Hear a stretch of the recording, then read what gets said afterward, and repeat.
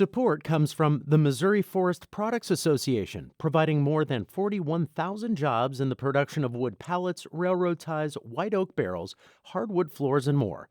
Details at choosewood.com. It's Friday, May 5th. This is The Gateway. I'm Wayne Pratt. St. Louis Circuit Attorney Kim Gardner is resigning after nearly 6 years in office. It will be up to Governor Mike Parson to choose her replacement. There is a process to go through, but look, I've already talked to the mayor. I would talk to her again. I would talk to other people that are in elected positions. Gardner has been facing criticism for how she managed the office and a removal attempt by Missouri's Attorney General. Her departure leaves several questions, including whether Gardner's successor as St. Louis's top prosecutor can resolve major problems. St. Louis Public Radio's Jonathan Ahl and Jason Rosenbaum talk about what's next for the Circuit Attorney's Office. Jason, Kim Gardner has been under pressure for quite some time. What made her decide to resign? According to a statement, Gardner agreed to step aside to scuttle legislation that would have exerted more state control over the Circuit Attorney's Office and the St. Louis Metropolitan Police Department. And Senate Minority Leader John Rizzo said that the circuit attorney broached that possibility when he talked with her earlier this week. Yeah, I mean, look, I definitely think that her resignation releases a lot of pressure on the veracity of to do something in regards of state taking over different aspects of public safety in St. Louis, for sure.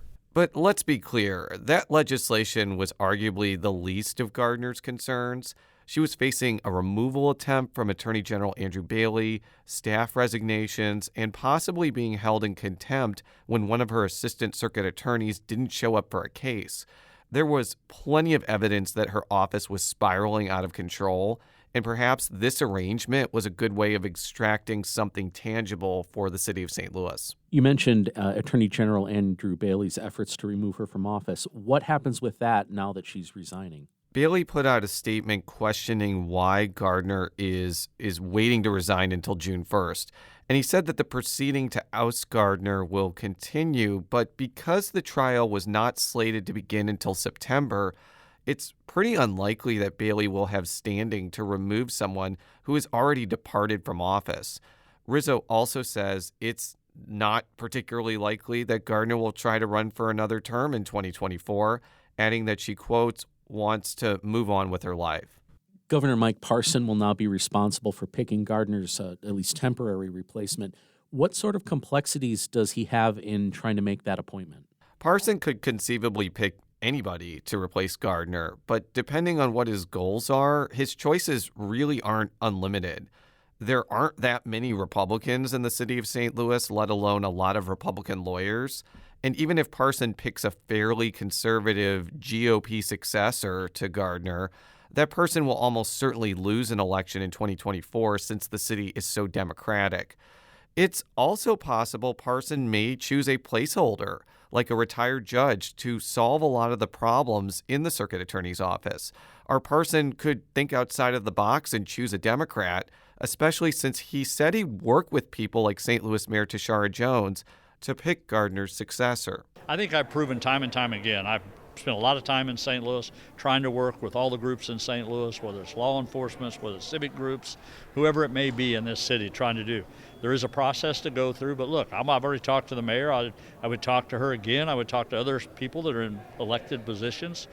But even when Gardner leaves, it seems like there's a lot of issues still surrounding the circuit attorney's office and trying to get it back to functioning. The staffing issues have been of huge concern to criminal justice advocates because there are so few attorneys left to prosecute cases. Defendants may languish in jail, and arguably it's depriving their right to a speedy trial. Former Deputy Attorney General Joe Danderand said it may be time to ask surrounding prosecuting attorneys to help the city of St. Louis. But there are options there other than to just try to survive and make these people deal with this caseload with such a small number of staff. So it's not out of the question that whoever Parson picks to replace Gardner may reach out to prosecutors in St. Louis, St. Charles, Jefferson, and Franklin counties for help, or even Bailey's office, since the Attorney General routinely assists on complex criminal cases in counties. St. Louis Public Radio political correspondent Jason Rosenbaum, thank you. Thank you.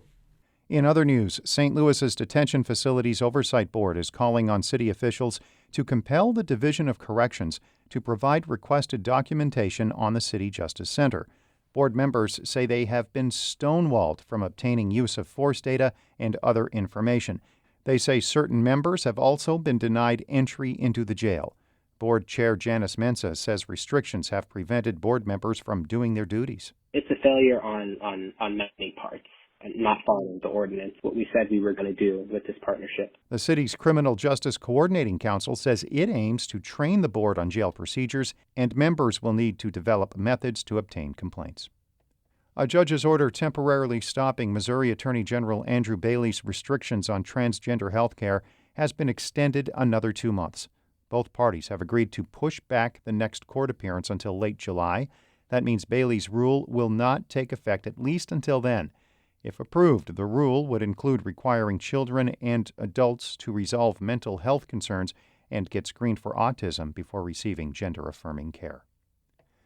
A town in the Metro East is on this year's Most Endangered Historic Places list from Landmarks, Illinois.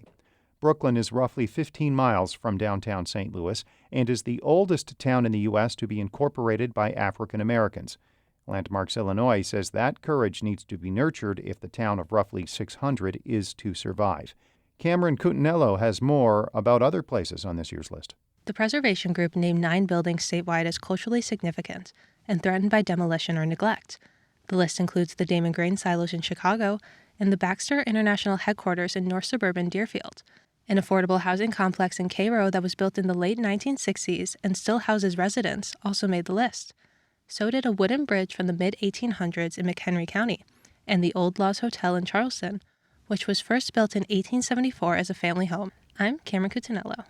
Missouri University of Science and Technology is looking to become more involved in educating younger students about science. The school has purchased a vehicle it calls the STEM Mobile. It will take portable experiments and other hands-on science opportunities to grade and high school students. S&T STEM Education Director Courtney Jones says the vehicle will make it possible to reach more children. There's a lot of logistics for schools to come to us, especially schools that are far away. And so what this does for us is be able to have maybe access to the entire school when we go there. The STEM Mobile had a test run yesterday by setting up an inflatable planetarium for children in Rolla.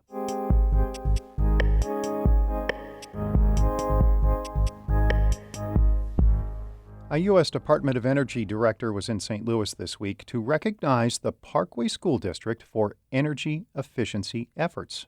St. Louis Public Radio's Kate Grumke reports. Behind Parkway South High School, students are playing kickball on a sunny day. It looks like they're on a normal grassy field, but there's something below ground that you wouldn't find at most schools. The geothermal plant's right under where they're playing. That's where the mark. That's Anushka Rawat, a senior in the school's AP Environmental Science class. Hundreds of feet underground, a geothermal system is using the Earth's temperature to cool and heat the school building. And it's all coming from the heat of the earth and compression systems, which is a really cool opportunity, especially since it's renewable. This system is one of many sustainability efforts in Parkway. The district also has solar panels, LED lights, and even district-wide composting. Altogether, Parkway South is saving more than $100,000 a year in energy costs compared to 2017. All of that is why Maria Vargas is in town. She's director of the Better Buildings Initiative at the U.S. Department of Energy. I'm here to see firsthand what they're doing at this school district that allowed them to be so aggressive and successful in reducing energy waste. K-12 schools are the nation's second largest sector of public infrastructure spending, behind roads and highways. Vargas also points out that schools stay in communities for a long time. Investing in our schools, our school facilities, and our school buildings is not only a really important thing to do for our community, but it's an important investment that's going to last. We walk past tennis courts into the school. A big room is full of humming equipment. Rawat points out compressors, pumps, and radiators. Those are the pumps down there, and that's what... AP Environmental Science teacher Russ Barton says students have led the way throughout Parkway's sustainability efforts. All this started with students. We've asked for a lot of things, and the kids have actually gotten those to come through. And these students will continue to lead. After graduation, Rawat is headed to Stanford University to study environmental studies and public policy. I'm Kate Grumke, St. Louis Public Radio.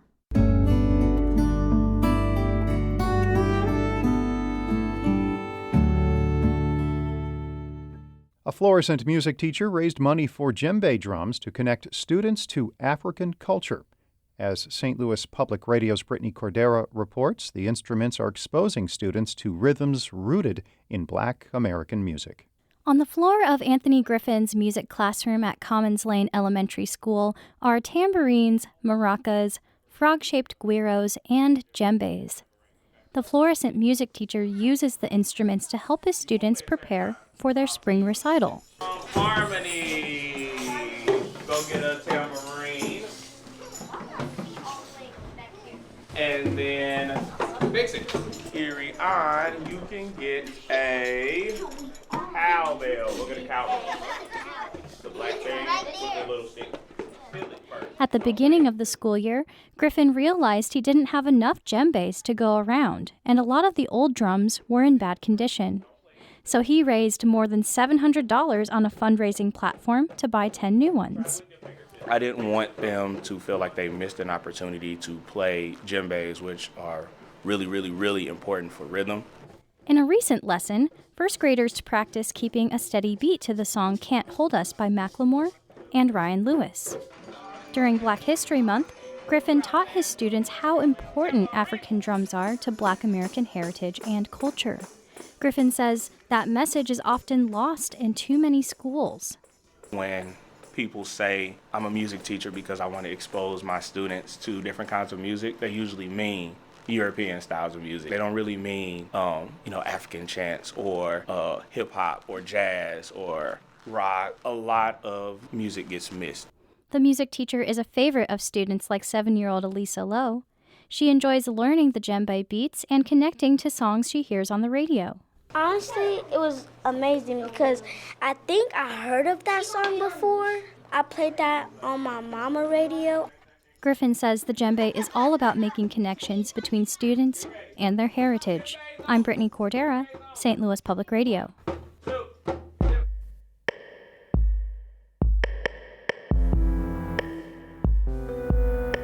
Our David Casares edited that report. Brian Moline was the editor on that piece from Kate Grumke. Ashley Lisenby is the news director of St. Louis Public Radio, a listener-supported service of the University of Missouri-St. Louis. Music by Ryan McNeely of Adult Fur. I'm Wayne Pratt.